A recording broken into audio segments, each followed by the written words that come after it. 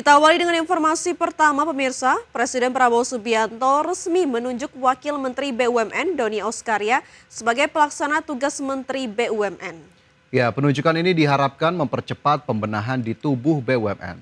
Presiden menunjuk Wakil Menteri BUMN Doni Oskaria sebagai pelaksana tugas Menteri BUMN dilakukan dengan pertimbangan karena Doni Oskaria saat ini menjabat sebagai Wamen BUMN sekaligus COO Danantara.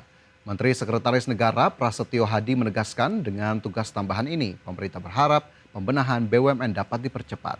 Seperti diketahui, posisi Menteri BUMN kosong selama beberapa hari setelah Erick Thohir dilantik ke posisi barunya sebagai Menpora. Doni Oskaria ditunjuk sebagai pejabat ad interim hingga pengganti definitif ditetapkan. Penunjukan sifatnya sementara hingga Presiden mengumumkan nama menteri tetap yang akan menggantikan Erick Thohir secara definitif. Baik, untuk PLT BUMN atas petunjuk dari Bapak Presiden dan kemudian juga sudah kami sampaikan kepada pihak terkait dalam hari ini Kementerian BUMN. Untuk PLT Menteri BUMN ditunjuk Wakil Menteri BUMN atas nama Bapak Doni Oskaria untuk menjalankan tugas pelaksana tugas di Kementerian BUMN. Pertimbangannya apa, Pak? Kenapa Pak Doni? Kan beliau beliau kan memang Wakil Menteri BUMN dan kedua saat ini beliau kan juga menjadi COO di Danantara, sehingga harapannya dengan pelaksana tugas ini diberikan kepada beliau ini akan mempercepat proses pembenahan BUMN kita yang sekarang memang sedang dilaksanakan oleh Danantara. Presiden Prabowo Subianto memimpin rapat terbatas bersama jajaran Menteri Kabinet Merah Putih di bidang perekonomian di kediamannya di Hambalang, Kabupaten Bogor, Jawa Barat. Dalam ratas Hambalang ini, Presiden menginstruksikan jajaran menteri untuk bergerak cepat menjalankan proyek strategis bidang pertanian, energi, hingga infrastruktur. Rapat terbatas Presiden Prabowo Subianto dengan jajaran Menteri Bidang Perekonomian digelar khusus di Rumah Hambalang, Bogor, Jawa Barat. Fokus pembahasan sektor pertanian, energi, hingga infrastruktur. Dalam instruksinya, Presiden meminta jajaran Kementerian Bidang Perekonomian untuk bergerak cepat menjalankan sektor strategis bidang pertanian, energi, hingga infrastruktur dalam rencana kerja pemerintah. Di sektor pertanian, pemerintah segera menyelesaikan permasalahan kesejahteraan petani ubi kayu, singkong, serta tapioka. Nantinya pemerintah pusat akan berkolaborasi dengan pemerintah daerah. Di sektor infrastruktur, Presiden menginginkan rencana pembangunan dan pendanaan tanggul raksasa atau Giant Seawall di pantai utara Jakarta segera dijalankan. Diharapkan tanggul ini akan berdampak positif bagi 50 juta masyarakat di sepanjang pantai utara Jawa atau Pantura. Sementara di sektor energi difokuskan kepada penyediaan listrik pedesaan dengan tenaga sel surya. Presiden menginstruksikan kepada Danantara untuk membuat prototipe listrik pedesaan berbasis tenaga surya di sejumlah daerah di Indonesia dan ditargetkan dapat berjalan dalam waktu 3 hingga 5 bulan. Selain itu, Presiden juga menyoroti kelangkaan BBM di sejumlah SPBU swasta.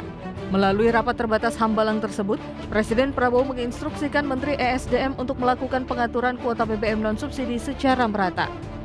Jakarta, Tim Liputan IDX Channel. Kementerian ESDM pastikan Pertamina akan jadi pintu utama dalam impor BBM satu pintu guna atasi kekosongan BBM di sejumlah SPBU swasta. Terkait hal tersebut, Kepala Staf Kepresidenan Muhammad Kadari menegaskan akan kaji kebijakan tersebut. Kepala Staf Kepresidenan Muhammad Kodari menyatakan lembaganya akan mengkaji skema impor bahan bakar minyak satu pintu melalui Pertamina yang belakangan ini menuai sorotan. Kodari pun menilai setiap kebijakan lahir dari niat baik, namun isu impor BBM menyangkut masalah sosial yang kompleks dan melibatkan banyak kepentingan. Nah, mohon waktu karena ini masih transisi dan ini juga isu relatif baru ya muncul di media. Kita mau kaji. Ya mudah-mudahan nanti kajian-kajian dari KSP ini bisa ya menjadi masukan, bila perlu pembanding, sehingga kadang-kadang begini, kebijakan itu berasal dan lahir dari suatu niat baik, tetapi karena ini masalah sosial yang kompleks, aktornya banyak, kadang-kadang ada implikasi-implikasi tertentu yang kurang diinginkan. Sementara itu, Komisi Pengawas Persaingan Usaha atau KPPU dalam rilisnya menyebut kebijakan pemerintah bisa menghilangkan pilihan konsumen dan bisa memperkuat dominasi Pertamina. Kelangkaan stok bahan bakar minyak di SPBU swasta yang terjadi sejak akhir Agustus 2025 menimbulkan keresahan publik. Kementerian Energi dan Sumber Daya Mineral menyebut SPBU swasta tidak mendapat kuota impor tambahan.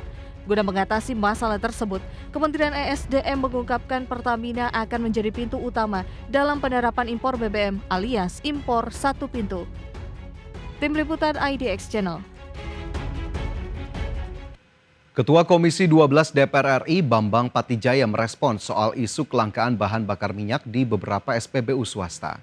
Ia mengatakan isu tersebut harus dilihat dengan proporsional sebab Kementerian ESDM sudah mengambil langkah pemberian kuota impor BBM sampai 110% dibandingkan tahun sebelumnya.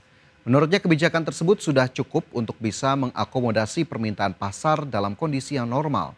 Politikus Partai Golkar itu pun menyampaikan kelangkaan memang sempat terjadi, namun hanya di SPBU Shell dan BP di wilayah Jabodetabek.